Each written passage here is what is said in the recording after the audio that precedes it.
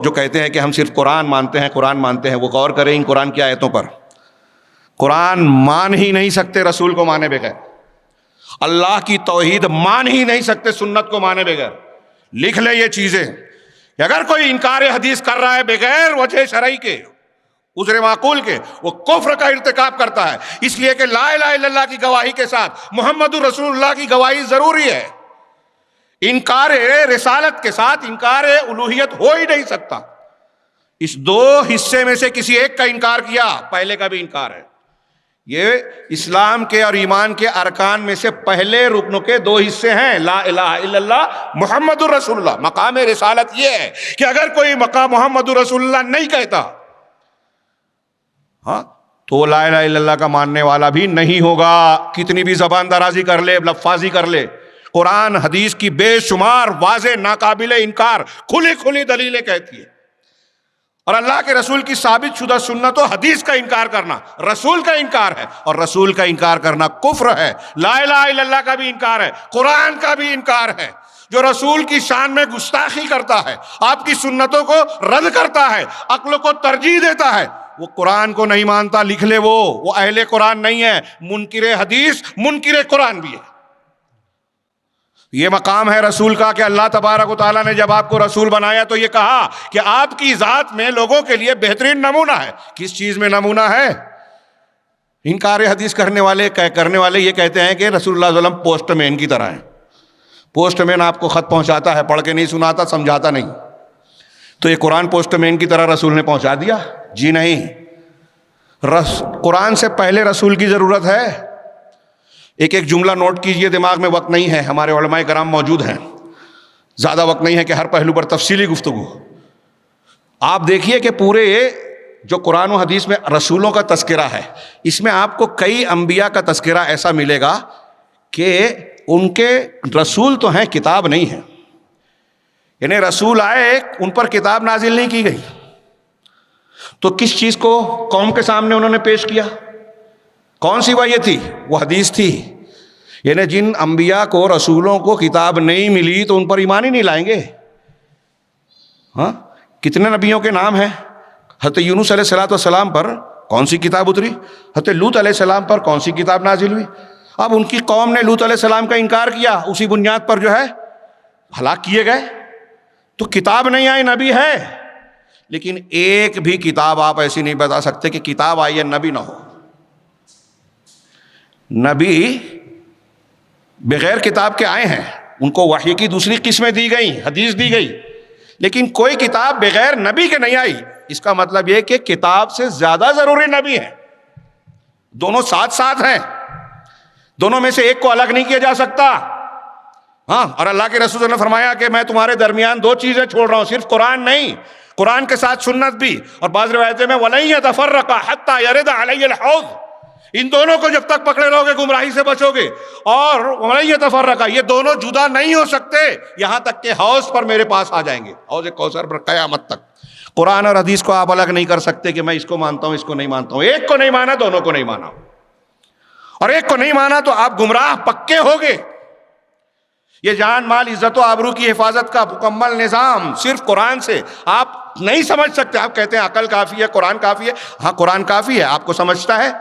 قرآن نے جو 5 وقت کہا، پورے منکرین حدیث کے 50 گروہ ہیں، 2 گروہ متفق نہیں ہیں، ایک رکعت نماز نہیں بنا سکے۔ پورے پاکستان میں چیلنج دیا تھا علماء اہل سنت، اہل الحدیث اور دیوبندی حضرات نے کہ آپ قرآن کہتے ہو، حدیث کی ضرورت نہیں ہے، ایک رکعت نماز صرف قرآن سے بتا دو۔ نماز جنازہ اور مرنے والے کے ساتھ کیا کیا جائے قرآن سے بتا دو۔ کوے کی طرح جو ہے قابیل کے نے جو دیکھا تھا ویسے ہی گاڑ دیں گے آپ۔ اگر کوئی اس طرح کے راستے پہ ہے تو اس سے سوال کیجئے کہ اگر آپ کے یہاں کوئی میت ہو گئی تو ہم اس وقت تک آپ کی میت اور جنازہ اٹھائیں گے نہیں جب تک آپ قرآن سے یہ نہ بتاؤ کہ کیا کرنا ہے۔ پڑی رہے گی لاش، زیادہ سے زیادہ کھڈے میں ڈالنا پڑے گا۔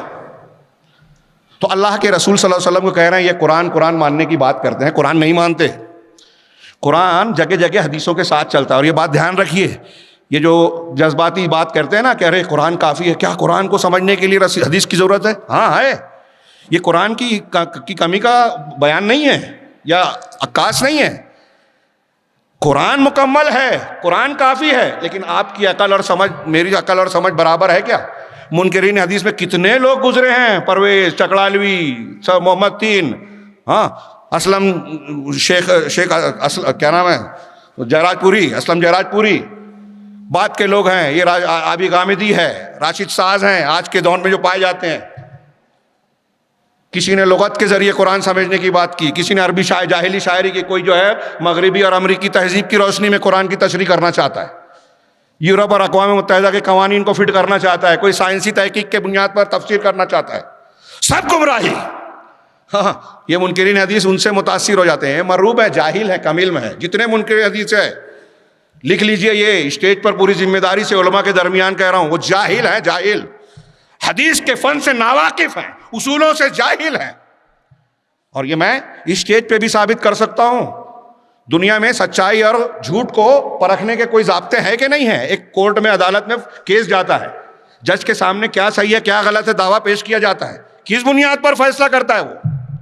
آپ سماج اور معاشرے میں رہتے ہیں، کس بنیاد پر کسی کو اچھا سچا مانتے ہیں، کس بنیاد پر کسی کو جھوٹا اور برا مانتے ہیں، کس بنیاد پر کوئی خبر قبول کرتے ہیں؟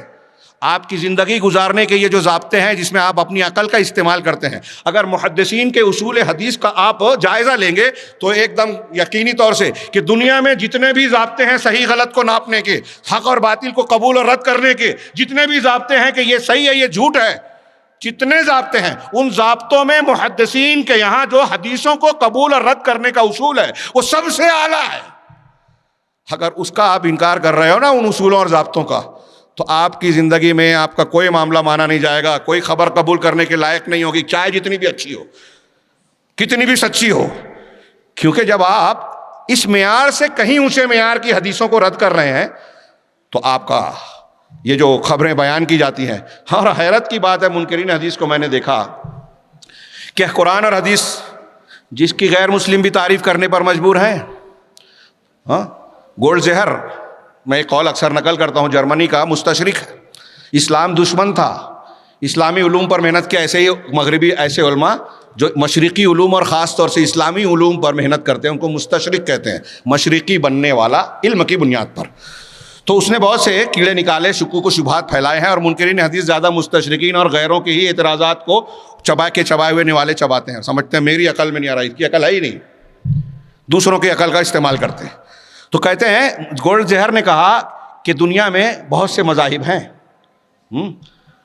لیکن اسلام کے ماننے والے مسلمانوں نے اپنے پیغمبر جناب محمد رسول اللہ صلی اللہ علیہ وسلم کی سیرت، آپ کی زندگی اور آپ کی احادیث کو محفوظ کرنے کے لیے، آپ کے اقوال، آپ کے افعال، آپ کی تقریرات، کہ کب آپ نے کیا کیا، کیسے کیا، کون سی نماز کب پڑھی، کتنے روزے رکھے، روزے کے کیا آداب ہیں، حج کے کیا احکام ہیں، دیگر زندگی کے مسائل کیسے، نکاح طلاق، ایک ایک چیز زندگی کے بارے میں جو حدیثیں منقول ہیں اسے محفوظ اور قابل اعتماد بنانے کے لیے گولڈ زہر کہہ رہا ہے، اس کی بات کو میں اپنے الفاظ میں نقل کر رہا ہوں۔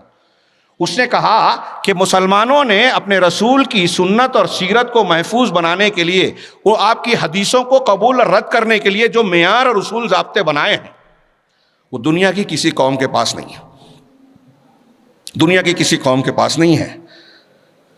اور اس نے کہا کہ یہ کیا معمولی بات ہے کہ 5 لاکھ مسلمانوں نے 5 لاکھ راویان حدیث کے حالات زندگی کو محفوظ بنایا ہے، 5 لاکھ۔ لیکن اب اس کی تفصیل میں بتاؤں تو ہمارے ہندوستان پاکستان میں علم حدیث کو جاننے والے بہت کم ہیں، ڈیٹیل بتانا پڑے گی، علماء سے بیٹھ کر پوچھئے کہ فن حدیث، اصول حدیث، ایک حدیث کو اگر محدثین کہتے ہیں نا کہ یہ حدیث صحیح ہے تو کیوں کہتے ہیں، کیا اصول ہے؟ صرف آپ وہ پڑھ لیں گے نا تفصیل سے کہ صحیح میں 5 شرطیں ہیں، ہر شرط کا کیا مطلب ہے، تو آپ حیرت زدہ رہ جائیں گے کہ ایک حدیث کو صحیح جب محدث کہتا ہے تو کیوں کہتا ہے۔ ان 5 لاکھ راویان حدیث کا کہ حالات جمع ہیں۔ اب انہوں نے شیخ حسین سے سنا، شیخ حسین نے تبریز صاحب سے سنا، یہ ایک زمانے کے ہیں، میرے استاذ ہیں، یہ اس کے کچھ پہلے کے وہ ان کے استاذ ہیں، وہ ان کے استاذ ہیں، یہ سلسلہ سند کہلاتا ہے، یہ راویان حدیث ہیں۔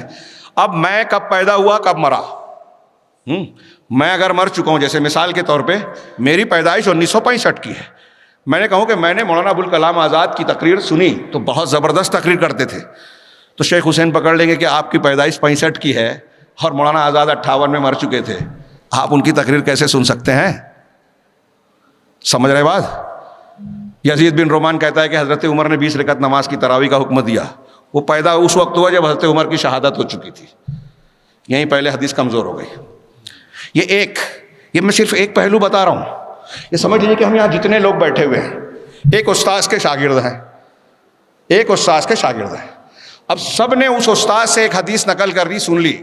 شیخ حسین بھی کہہ رہے ہیں, شیخ نعمت صاحب بھی کہہ رہے ہیں, شیخ فلاں صاحب بھی, کہ انہوں نے ایسے بیان. میں ایک اکیلا آدمی ایسا ہوں جو اس حدیث کو تھوڑا فرق سے بیان کرنے لگا. یہ سارے 5-6 لوگ جو بیان کر رہے ہیں اس میں نے تھوڑی گڑبڑ کر دی, ایک آدھ جملہ کم کر دیا, بدل دیا, ہٹا دیا, کچھ ایسا ہو گیا, معنی بدل رہا ہے. تو اب میری بات قابل قبول ہوگی یا ان سب کی؟ تو ایک تو کلیئر ہے کہ اگر ہم سب سچے اور ثقہ مانے جاتے ہیں تو جو زیادہ تعداد میں ثقہ ہے وہ سب کے سب غلطی نہیں کر سکتے. میں اکیلا ہوں, مجھ سے غلطی ہو سکتی ہے. یہ 5-6 لوگ جو ثقہ ہیں جان بوجھ کر جھوٹ بول بھی نہیں سکتے, ہاں جھوٹے ہیں بھی نہیں, ان سب سے اکٹھا کیسے غلطی ہو سکتی ہے؟ تو اس سے یہ محدثین پتہ لگا لیتے ہیں کہ ایک سے اکیلے سے غلطی ہوئی ہوگی, یہ ان لوگوں سے جو زیادہ ثقہ ہے یہ سب سے نہیں. میں نے کوئی حدیث بیان کی وہ صحیح ہے کہ نہیں ہے, اس کا جاننے کا طریقہ یہ بھی ہے کہ میں نے جس استاد سے حدیث بیان کیا اس استاد کے دوسرے شاگردوں کو دیکھا جائے, وہ سب ایسے ہی بیان کر رہے ہیں, یہ حدیث بیان کر رہے ہیں کہ نہیں کر رہے ہیں, یا پھر اس نے جو اپنے گھر میں بنا لی ہے. یہ میں 1-2 مثال دے رہا ہوں بہت ہی ہلکی اور سادی سی. اس میں بعض چیزیں ایسی ہیں جس کو سمجھانے کے لیے کافی وقت لگے گا, طلبہ کو مشکل محسوس ہوتی ہے بعض جگہوں پر. محدثین نے ایسے اصول و ضوابط ترتیب دیے, منکرین حدیث سمجھتے ہیں کہ ان کو بہت عقل ہے, محدثین کو عقل نہیں تھی, صحیح غلط کو جانچنے کا اعلیٰ ان کے پاس معیار نہیں تھا. ہاں اب کوئی اگر معجزے پر مشتمل, غیب کی باتوں پر مشتمل, عذاب قبر ہے, آسمان اور جنت اور جہنم کی باتیں ہیں, اللہ کے اسماء و صفات کی باتیں ہیں, ان کی عقل میں نہیں آتی, کہتے ہیں چھوڑ دو. آپ ان سے کہیں کہ قرآن کی کئی باتیں عقل میں نہیں آتی. سبحان الذی اسری بعبدہ لیلا من المسجد الحرام الی المسجد, مسجد حرام سے مسجد اقصی ایک رات میں گئے, واپس بھی آ گئے, قرآن کہہ رہا ہے, عقل میں آتی ہے کیا؟ اس وقت کون سا پلین, ہوائی جہاز, راکٹ بنا تھا 1400 سال پہلے؟ یہ سمجھا کے بتائیے. وہ بولتے ہیں کہ جو عقل میں نہیں ہے انکار کر دو. حضرت سلیمان علیہ السلام کے قصے میں ہے کہ چونٹی نے جو ہے وہ بات کی, اپنے چونٹی فوجیوں سے خطاب کیا, یا ایتھا النمل ادخلوا فی مساکن, اے نملہ, چونٹیوں کی جماعت, اپنے بلوں میں داخل ہو جاؤ. لا یحطمنکم سلیمان وجنودہ وہم لا یشعرون, سلیمان اور ان کا لشکر تم کو روند نہ ڈالے, ان کو پتہ بھی نہ چلے کہ چونٹیاں مر گئی, روند گئیں. تو حضرت سلیمان علیہ السلام نے سنا, فتبسم ضاحکا, ہاں کیا ہے آگے, شیخ مومن قولہ ہے, اس کی بات سن کر سلیمان علیہ السلام ہنستے ہوئے مسکرائے. آپ اپنے ایک چونٹی لیجئے, منکر حدیث سے پوچھئے کہ آپ چونٹی کی آواز ہم کو سنا کے بتائیے, ہاں, اور نہیں سنا پائے تو پھر بولیے کہ قرآن کی آیت غلط ہے یا اس کی تعویل کریں گے. نہیں کریں گے. یہ اللہ رب العالمین کی شان ہے, وہ چاہے تو جس آواز کو چاہے سنا دے. اور جب اللہ کی قدرت اور اللہ رب العالمین کا سارا معاملہ ہے تو کون سا معجزہ, کون سی بات جو ہے آپ کو غیر عقلی لگتی ہے؟ آج سائنس کی دنیا میں سائنٹسٹ حضرات یہ ماننے پر مجبور ہے کہ بہت ساری چیزیں ہم ایکسپلین, روز سوتے ہیں, روز نیند کی ایک دم بہترین 100% حقیقت کوئی سائنٹسٹ آج تک بتا نہیں سکا. تو منکرین حدیث بول دے کہ عقل میں جب نہیں آتی, عقل سے ہم ایکسپلیشن نہیں کر سکتے کہ نیند کی حقیقت کیا ہے, تو ہم نیند کو مانتے ہی نہیں, کوئی سوتا ہی نہیں, رد کر دو. روز دیکھتے ہیں, روز سوتے ہیں, ہر کوئی سوتا ہے, لیکن نیند کا ایکسپلیشن سب کے پاس ٹھیک نہیں ہے, بات تھوڑی سی پھیل گئی.